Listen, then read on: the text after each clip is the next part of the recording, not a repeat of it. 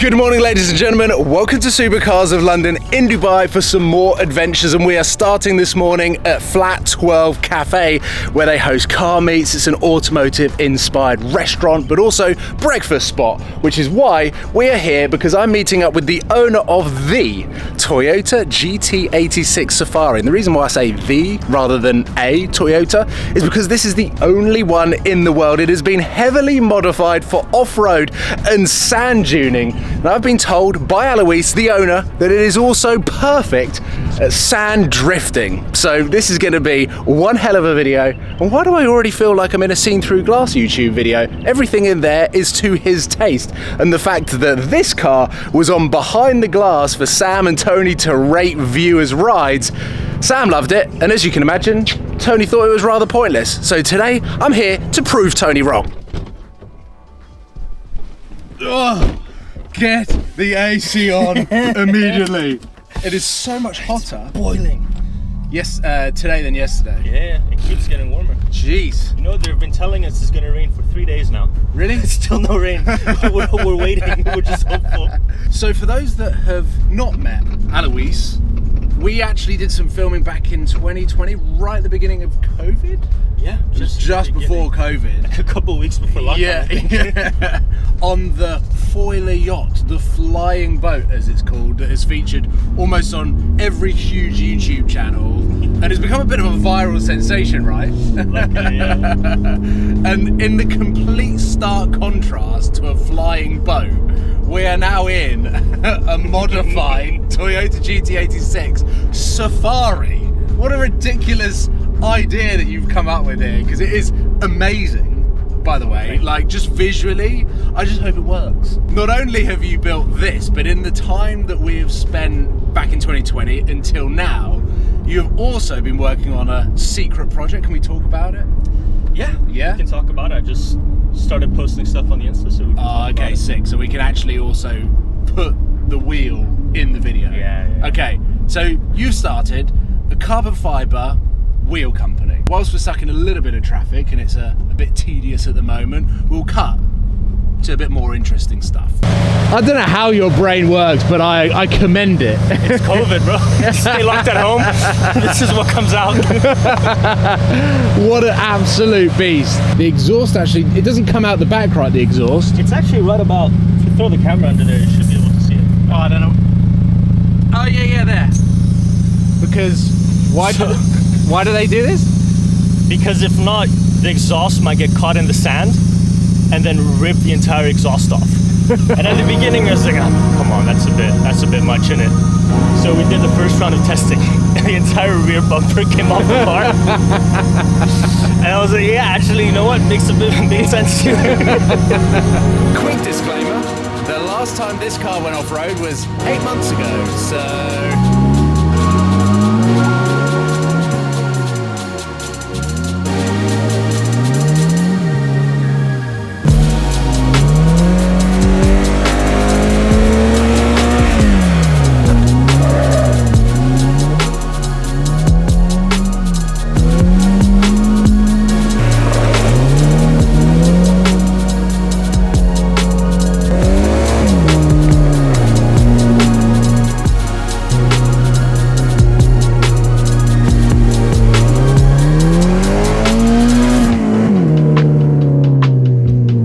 see how this thing handles.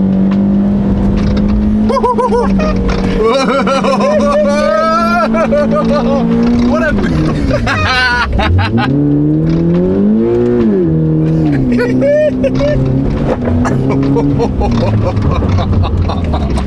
all right, that was a good first test, and it proves that it works. I think whilst we're heading over to a better spot, should we talk about the modifications? Yeah, absolutely. So I kept everything quite simple. Yeah. You know, it is still an 86, it's a Toyota, it's very reliable. So I wanted to keep that level of reliability. Yeah. To be honest, it's my daily. It's my only car that I have at the... This is your daily? Yeah, it's the only car I have at the moment. Incredible. Until the new one comes next Friday. Yeah. This is the only thing that I have. And so mechanically, if you can even call it mechanically, the only thing that I actually changed is the springs. Okay. Not the shocks, nothing, just the springs. So to give that extra ride height, Then obviously smaller wheels, much bigger tires, much thicker sidewall. A bunch of lights. Yeah, the lights look sick, though. Which are all controlled from like up here. That is cool. Fenders, all custom made as well, all out of steel. Skid plates, front and back. Yeah. And the exhaust as well as we showed, and then just have a small, what's it called, air compressor in the trunk. Okay. Just to, apart from that, like fundamentally, the car's stock. Everything's the same. No turbo, no power upgrades, which arguably the car needs. But everything to keep it as reliable as possible, to not mess with it too much, so that I just don't have any problems with it long term. So I believe this is the first time I've ever been in any form or version of the Toyota GT86. Really? Yeah. You came in the worst one, my friend. Listen to the noise. Here we go then. After collecting the key, Alois jumping out because he self-proclaimed he is a terrible passenger, so would rather film for me whilst I drive his only car into the desert and have fun off-roading. So let's bang it into manual,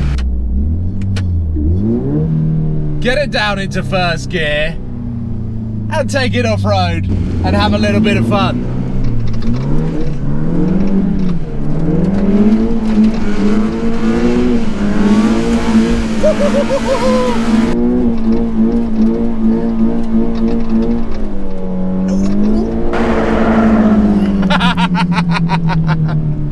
Oh my god, this is hilarious. And the funniest thing, or not the funniest thing, but the coolest thing is, Alois basically said this entire car and build cost him around 20 grand, and he's like, what do I get if I sell this car? Because you're never gonna get anything more fun than this. I hope I don't break it.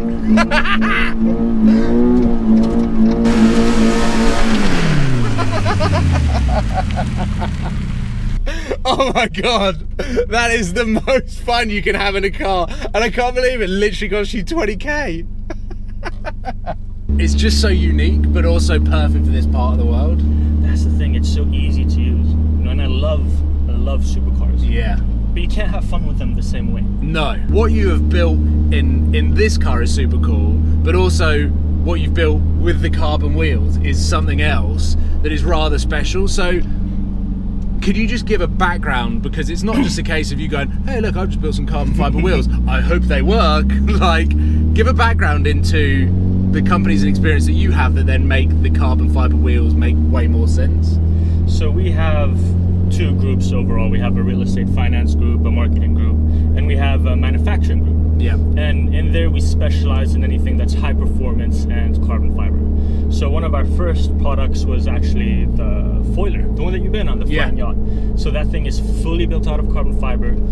Each foil is like more than 250 layers, and it can take more than 7 dynamic tons. So it's some proper high-tech construction. Yeah. And at the same time as that, we developed our aerospace department. So it started as RC planes, which are still quite big. We have one, for example, the SR-71 Blackbird, so a perfect replica, 1/8 scale. So, but it's still like a 4-meter big thing. Wow. Remote control, and it got some world records at Top Gun and stuff in the US. And both companies kept building stuff for other clients, increasing, getting bigger in size. And we didn't do anything with cars, which is my passion. Yeah, we even did stuff with kites. We did big industrial projects too, and we have all the facilities, all the engineers, all the machines, everything that we need to build anything out of carbon fiber. So let's start building carbon fiber wheels. Sick. And you were telling me that the weight saving of putting carbon fiber wheels on the car is not just the actual weight of the wheel, right? Exactly. So wheels have something called unsprung mass, rotational mass. And basically, when you try to stop a car, you have to stop all the weight on it. Yeah. On a wheel, you have to stop the weight of it going forward, but also the momentum the wheel has when spinning. Yeah. So you kind of have two weights that you need to stop. And the effect of that roughly, I mean, it depends on the design, but roughly is about 4x. Okay. So every kilo of unsprung mass is roughly equivalent to 4 kilos of normal weight, like the weight of your seats and the interior of your car. And on our wheel, which we did not optimize for weight savings on this one, we just tried to make it as good as possible, as solid as possible. It's about half the weight of a regular wheel. So you save about 7.5 kilos. Multiply that per wheel. So multiply that by 4 and then again by 4 because you have 4 wheels. Just by switching the wheels, it's like removing 120 kilos from the car. That's ridiculous. I'll be honest, I wasn't expecting this car to perform so well in the dunes. Hilariously, just over there, out of shot, is a 4x4 that is stuck in the sand. The police have just driven past us to go and help them up there, yet we have been able to smash this car through the dunes. It is a fully purpose-built Safari GT86 where the modifications have actually turned it into a very capable off-roader. Alois, the only thing I'm going to say is, if you had more power, it would be an absolute monster. It needs a bit more power, I agree. A little bit more.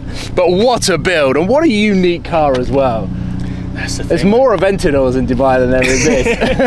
And this costs 20k. It's just so fun. Yeah, it's just it is. Much fun. It literally, the little bit that I had was absolutely heroic, and then we've just been smashing it on the dunes there. Perfect timing before the police turned up. Yep. But we will leave it there. So much fun, a great morning. Thank you so much. My pleasure, man. Head into the link in the description. Check out Alois and also GT86 Safari.